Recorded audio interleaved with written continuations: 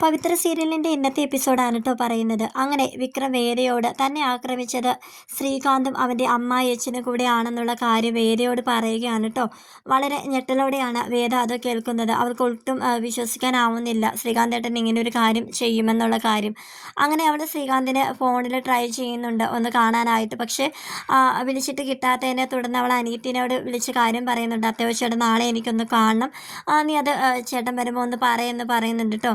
അങ്ങനെ വേദ രാവിലെ ഒരുങ്ങി ഇറങ്ങുകയാണ് ശ്രീകാന്തിനെ കാണാനായിട്ട്. പക്ഷേ വിക്രത്തിനോട് പറയുന്നുണ്ട് എന്നെ ഒന്ന് കൊണ്ട് ആക്കി തരാമോ എന്ന് പറയുന്നുണ്ട് കേട്ടോ. പക്ഷേ ശ്രീകാന്തിനെ കാണാൻ പോവുകയാണെന്നുള്ള കാര്യം പറയുന്നില്ല.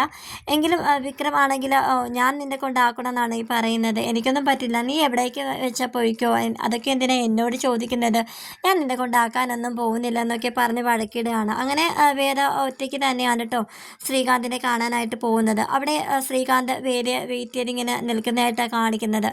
അങ്ങനെ വേദയുടെ ആ വരവ് കണ്ടപ്പോൾ തന്നെ ശ്രീകാന്തിന് എന്തോ ഒരു പന്തികേട് നടക്കുന്നുണ്ട്. അതായത് വിക്രം എല്ലാ കാര്യവും വേദയോട് തുറന്ന് പറഞ്ഞ് കാണുമോ എന്ന ഒരു പേടിയോട് കൂടി തന്നെയാണ് ശ്രീകാന്ത് അവിടെ നിൽക്കുന്നത്. വേദ എന്നിട്ട് പറയാണ്, എന്തായാലും ചേട്ടൻ ഇങ്ങനെ ചെയ്യുമെന്ന് ഞാൻ ഒരിക്കലും വിചാരിച്ചിരുന്നില്ല.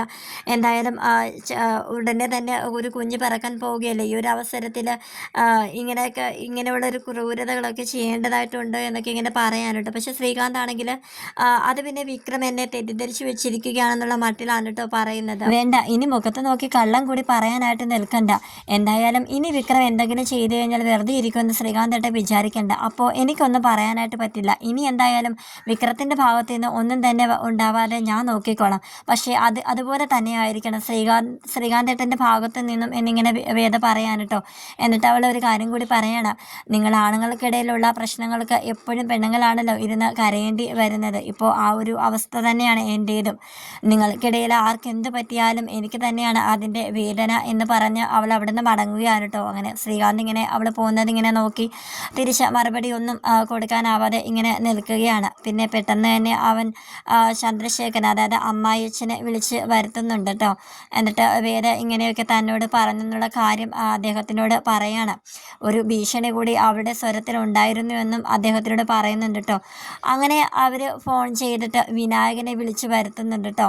അങ്ങനെ വിനായകനോട് പറയാണ്, നീ ഞങ്ങളുടെ കയ്യിൽ നിന്ന് ഒരുപാട് കാശൊക്കെ വാങ്ങിയതല്ലേ, അതൊക്കെ ഇപ്പോൾ ഞങ്ങൾക്ക് തിരിച്ചു കിട്ടണം എന്നിങ്ങനെ പറയാനുണ്ട്. അപ്പോൾ വിനായകൻ, അതൊക്കെ എന്താ ഇപ്പോൾ ഇങ്ങനെയൊക്കെ പറയുന്നത്, അതൊക്കെ ചിലവായി പോയി സാറേ, ഞാനിപ്പോൾ എന്താ ചെയ്യേണ്ടത്, അത് പറയാൻ കേട്ടോ. അങ്ങനെ ശ്രീകാന്ത് വേദയെ തന്നെ വീട്ടിലേക്ക് തിരിച്ചു കൊണ്ടുവരാനായിട്ടുള്ള ഒരു പുതിയ നീക്കം അവനോട് പറയാണ്, വിനായകനോട് പറയാൻ കേട്ടോ. അങ്ങനെ വിനായകൻ അതൊക്കെ കേട്ടിട്ട് അവർ വീണ്ടും പൈസ കൊടുക്കുന്നുണ്ട്. അങ്ങനെ വിനായകൻ അത് മേടിച്ചിട്ട് അവിടുന്ന് പോവുകയാണ്. അങ്ങനെ ചന്ദ്രശേഖരനും ശ്രീകാന്ത് കൂടെ മുഖത്തോട് മുഖം നോക്കി, ഇതെന്തായാലും ഉറപ്പായിട്ടും ഈ ഒരു കാര്യം നടക്കും എന്നുള്ള ഇതിലിങ്ങനെ നിൽക്കാനുണ്ട്. പക്ഷെ ആ ഒരു എന്താണ് വിനായകനോട് പറഞ്ഞെന്നുള്ള കാര്യം നമ്മളോട് പറയുന്നില്ല. അതിങ്ങനെ സൈലൻറ്റിലായിട്ടാണ് ഇങ്ങനെ കാണിക്കുന്നത്.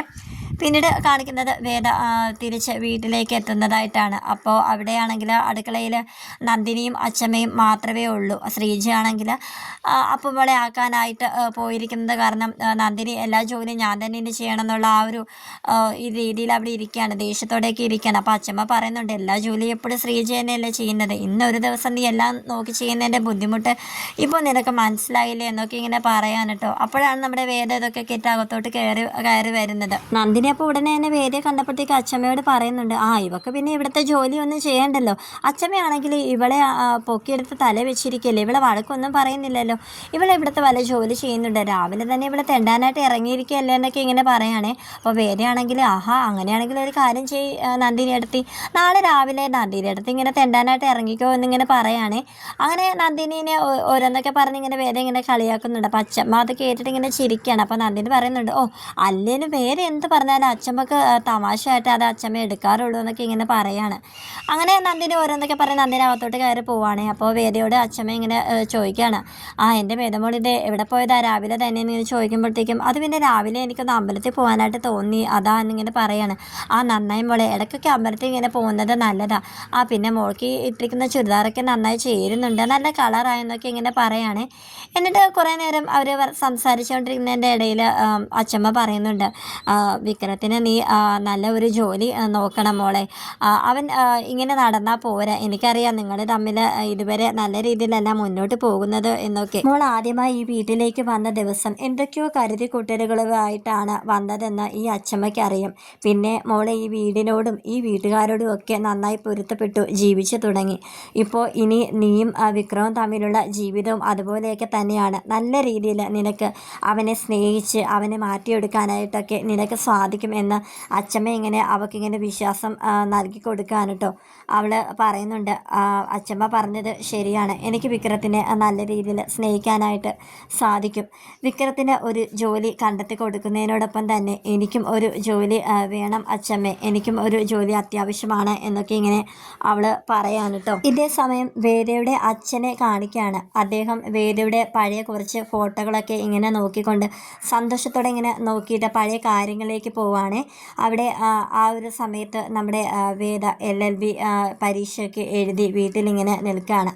അപ്പോൾ അനിയത്തിയും വേദയും കൂടി ഒരുപാട് സെൽഫിയൊക്കെ ഇങ്ങനെ എടുത്ത് കൂട്ടുകയാണ്. അപ്പോൾ വേദയുടെ വേഷം വക്കീൽ കുപ്പായമാണ്, അദ്ദേഹത്തിൻ്റെ വക്കീൽ വേഷം ഒക്കെ ധരിച്ചിട്ട് അവൾ ഫോട്ടോയൊക്കെ എടുത്തുകൊണ്ടിരിക്കുകയാണ്. അപ്പോൾ അദ്ദേഹം അടുത്തോട്ട് എന്നിട്ട്, ആഹാ നീ LLB പരീക്ഷ കഴിഞ്ഞ് വന്നതല്ലേ ഉള്ളൂ, ഉടനെ തന്നെ നീ വക്കീൽ കുപ്പായം ഇട്ടോ എന്നിങ്ങനെ ചോദിക്കുകയാണ്. അപ്പോൾ വേദ പറയുന്നുണ്ട്, ആഹാ അപ്പോൾ അച്ഛൻ അത്രയ്ക്ക് ഉറപ്പില്ല ഞാൻ LLB പാസ്സാവുമെന്ന്.